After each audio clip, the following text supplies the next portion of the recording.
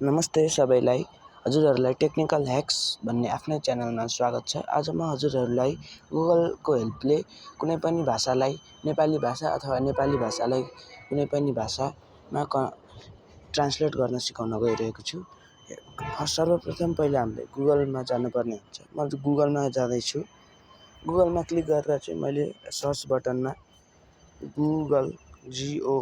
Google translator भन्ने search गर्छु। यहाँ आउँछ हेर्नुहोस्। नेपालीदेखि इङ्ग्लिसमा लानु छ भने जस्तै अब हामी यहाँ इङ्ग्लिसदेखि नेपालीमा लान्छौँ। इङ्ग्लिसदेखि नेपालीमा जस्तो अब मैले यसमा इङ्ग्लिसमा हेर्नु सक्नुहुन्छ। मैले इङ्ग्लिसमा हाल्दैछु।